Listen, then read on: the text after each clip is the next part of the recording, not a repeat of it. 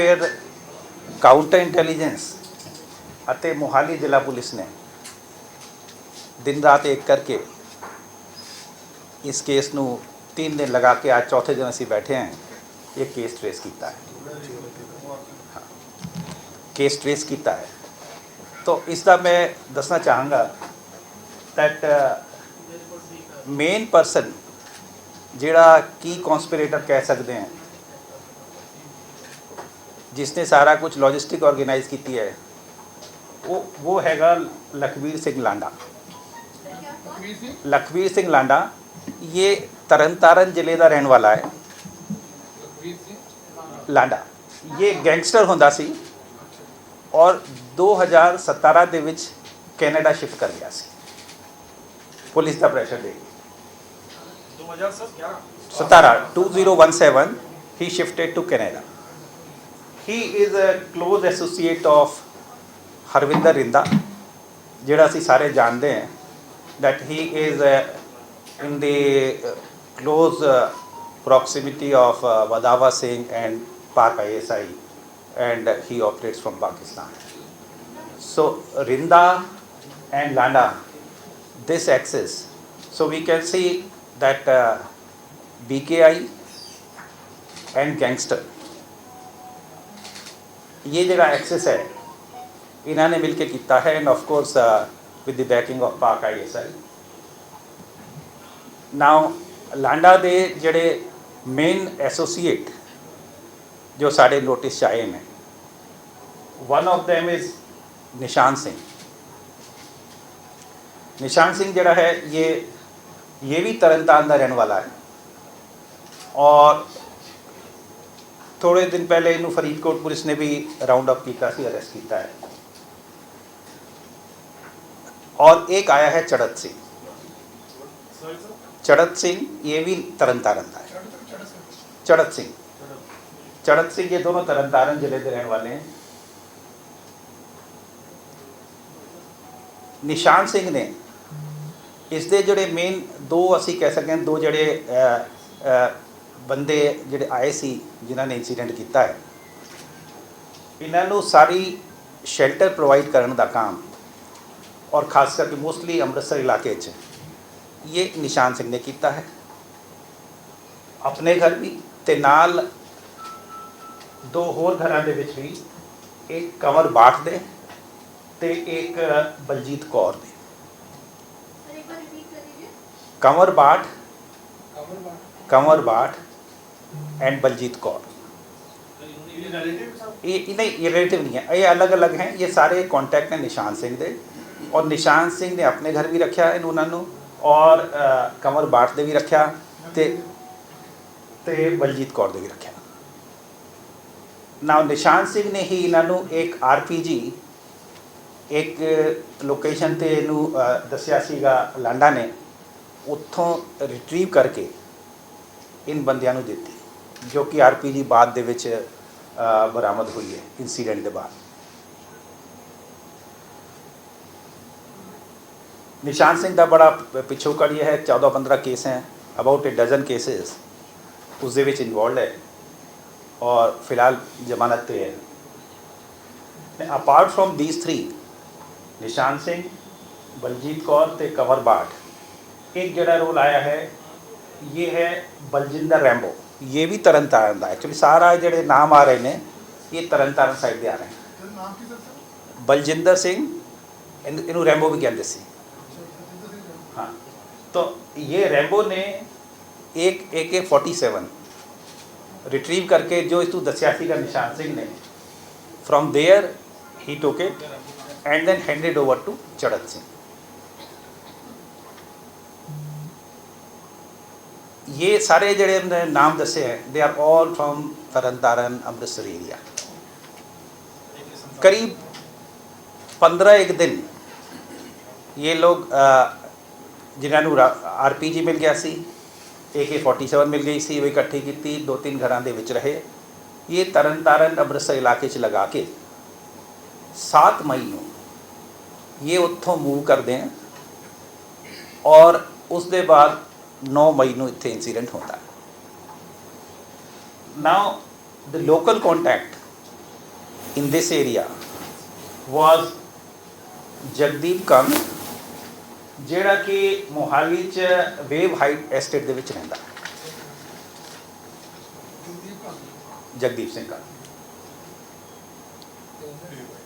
तो wave estates के wave estates उसके ਵਿੱਚ ਰਹਿੰਦਾ ਹੈ।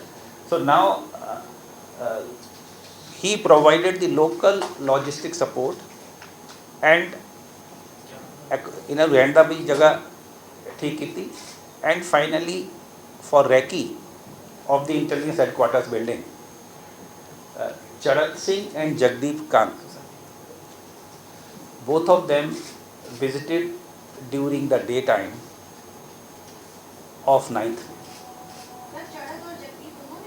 जगदीप और ये दोनों इकट्ठे वहाँ गए थे और उस एरिया का रैकी करके आए थे। जो कार चली थी, कार में दोनों दिन के टाइम वो वाली गल नहीं जो लास्ट मोमेंट ते हुआ है। रैकी मतलब पहले देख के आ गए कि असी कित्थे जाना है शामी, तो ये देख के आए सी। And finally for the incident Chadhat Singh और ਜਿਹੜੇ दो बंदे बाहरों आए सी, इन तीनों का ये finally they executed the plan. Sir इनके नाम है जो now let me complete। now we have arrested 6 people and निशान सिंह क्योंकि दूसरे केस च अरेस्टेड है तो he will be arrested in this case also, he is in custody of police only. लेकिन ਜਿਹੜੇ ਅਸੀਂ अरेस्ट किए हैं ਉਸ ਦੇ ਵਿੱਚ है कंवर बाट है, बलजीत कौर है, बलजिंदर रैम्बो है, एक अनंतदीप सोनू है जो कि निशान दा ब्रदर इन लॉ है। ये इस दे नाल जदों एकोमोडेशन वगैरह ढूंढ रहे सी सवां लवर तो ये नाल ही होंदा सी। ये अरेस्ट किया है। जगदीप कांगा अरेस्ट किया है and so 5 have been arrested and Nishan Singh because he is arrested in other case and he is with Faridkot police, he will also be arrested the day his police custody is over in that case। so these are 6 people। Sir नाम वाले दो लोग कौन हैं? नाम repeat कर नाम building sir बैंडे बंदे एक- उनका अरेस्ट किए थे। हाँ। उनका एक बार दोबारा बता दी, ये 6 बंदों सर का जो दो हाँ। दो हमला तीन हुआ पहले किए फायर किया थे, सर। कोई इन्होंने हमला किया था और ये थे नहीं, एक मिनट, पहले नाम एक बार रिपीट कर 6 लोग जो अरेस्ट किए हैं, कंवर बाट जिन्हें शेल्टर प्रोवाइड की थी, बलजीत कौर शेल्टर प्रोवाइड की थी, बलजिंदर रैम्बो जिसने AK-47 रिसीव करके हैंडओवर की थी, अनंतदीप सोनू जो कि निशान दा ब्रदर इन लॉ है, ही असिस्टेड निशान in all the things, Jagdeep Kang जिसने रैकी की थी प्लस यहाँ इत्थे लोकल सपोर्ट प्रोवाइड की थी, एंड निशान सिंह जड़ा है he is arrested in another case, he will also be arrested in this case and he had done lot of things। first of all he provided shelter, secondly he arranged shelter from through his friends and known people, and thirdly he retrieved this RPG and handed over to those people। Sir जिन्होंने कीता सी वो बंदे दा now ये जड़ा 6 ਦਾ ਇਹ clear हो गया, ठीक है। अच्छा इस दे अलावा दो जो सानू सीगा 2 बंदे असी फॉर क्वेश्चनिंग वास्ते we have brought from Noida, we are still working on that and their names are Mohammad Naseem Alam and Mohammad Sharaf Raj. We are still working on that. Mohammad Naseem Alam है second Naseeb Alam and Mohammad Sharaf Raj, Naseem NASIM। हाँ, so they are from Bihar and we got it from them। Naseem Alam और शरफ राज, हाँ राज, हाँ। तो ये जेड़े 2 हैं इस दे उत्ते we are still working, they are not yet arrested. कहाँ के रहने वाले? बिहार के रहने। पाकिस्तान से कोई बैकग्राउंड है सर? देखिए अभी मैंने कहा ना, अभी हमने इसको अरेस्ट नहीं किया है, इनके बारे में अभी हम जिसने RPG चलाई थी वो बंदे थे ऐसे वो नहीं वो क्या था वो घटना नहीं। हाँ, अब चड़त सिंह और वो 2 लोग जो हैं जिन्होंने चलाई है, दे आर स्टिल वांटेड। हाँ इनका क्या रोल था सर? मोहम्मद इनका वी आर स्टिल वर्किंग क्योंकि इनका कांटेक्ट उसके साथ उनके साथ एस्टेब्लिश होता है, तो वी आर स्टिल वर्किंग। चलाया See, चड़क सिंह अरेस्टेड और not? Charat Singh is not yet arrested. And who are those? See, that is what I am saying. 3 people are yet to be arrested. One is Charat Singh, secondly is those 2 persons. So the idea is, what was the conspiracy, who did it, from where, at whose behest, who provided shelter, logistic, weapons, recce. So all these aspects ਜਿਹੜਾ ਹੋਇਆ ਸੀ incident, ਉਹਦੇ ਸਾਰੇ aspect ਇਹ ਗੱਲ clear ਹੋਈ ਹੈ ਔਰ ਇਸ ਦੇ ਵਿੱਚ 6 ਗ੍ਰਿਫਤਾਰੀਆਂ ਹੋਈਆਂ, 3 ਨੂੰ ਦੀ ਸਰਚ ਹਾਲੇ ਵੀ ਚੱਲ ਰਹੀ ਹੈ। ਐਂਡ ਓਵਰਆਲ ਆਈ ਵਿਲ ਸੇ ਕਿ ਇਹ ਜਿਹੜਾ ਹੈ incident, ਇਹ BKI plus gangsters ਦਾ ਜਿਹੜਾ गठजोड़ है उन्होंने कराया है एट द बिहेस्ट ऑफ पाक ISI।